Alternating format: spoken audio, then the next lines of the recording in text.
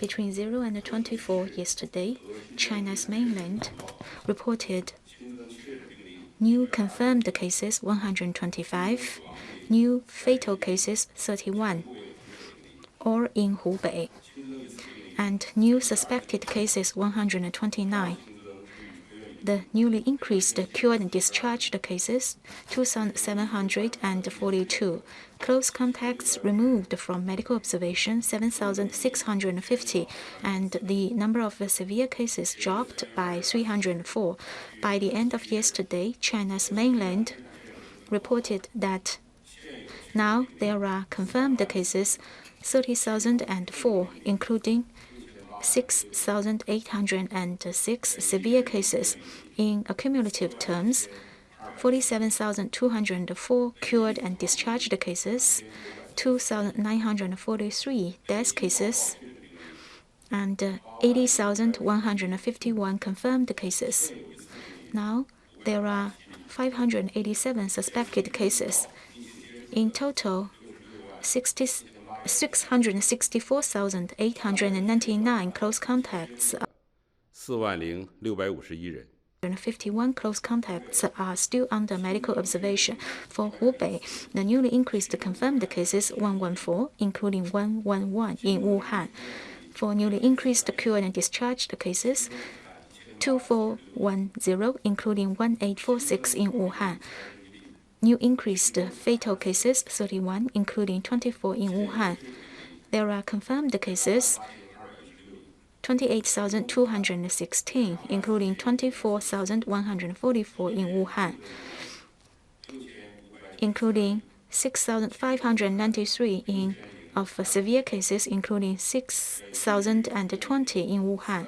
In total, 36,167 cases are cured and discharged, including 23,031 in Wuhan. In total, there have been 2,834 death cases, including 2,251 in Wuhan.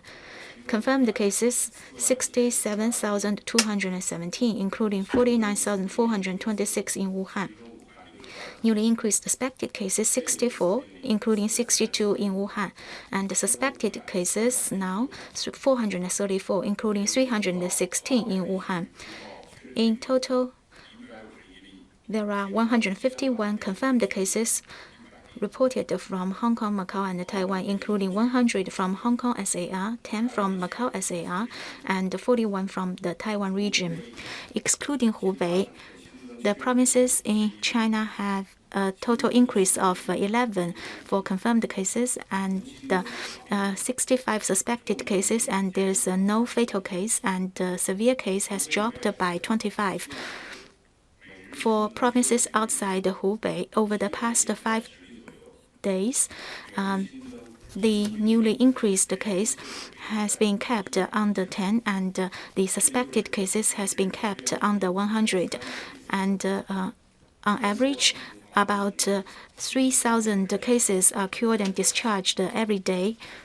And we are now enjoying a positive trend concerning the epidemic control, and for the next step, we will continue to adopt the differentiated policies and emphasize the accountability system.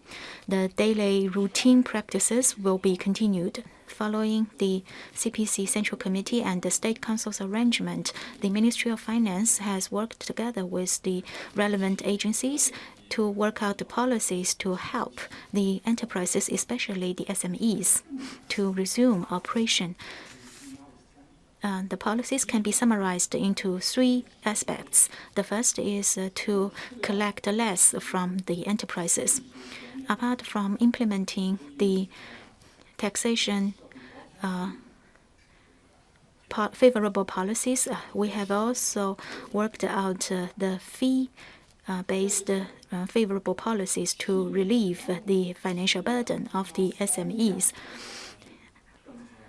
So, in fees like the pension contribution, such fee reduce the fee collection can help the enterprises to overcome the financial difficulties by 500 billion RMB yuan. Also, we have reduced the collection of medical insurance contribution, and this can also help the enterprises.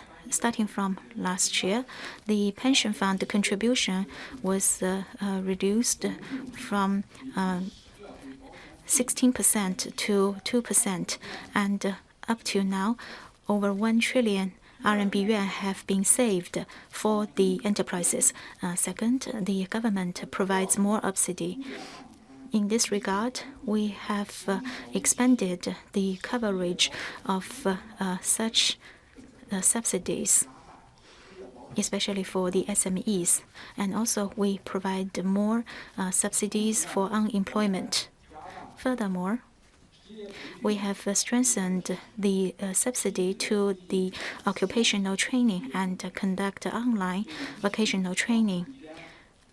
During the epidemic, for SMEs who are unable to resume their business, they can conduct offline and also online trainings, and such trainings will also be covered by the training subsidy. Thirdly, reduce the cost of financing. We offered more interest cut and provide more support to the SMEs. And we provide 50% of the interest cut to the SMEs so that they can access low-cost financing. So the financing cost will be no more than 1.6%. As far as we know, we have relevant information from the People's Bank of China, and the interest for SMEs is even further lowered. So we hope to help the SMEs out of difficulty. Just now, you mentioned the medical expenditure and the medical supplies production, and we have relevant policies to ensure that people can have timely access to medical treatment, and finance should not become a barrier for people to seek medical help. At the moment, the two policies are well implemented, generating sound results. In terms of the guarantee for medical expenses, we have clarified that apart from the regular settlement, the financial department will provide the bottom line to overcome the gap, and also the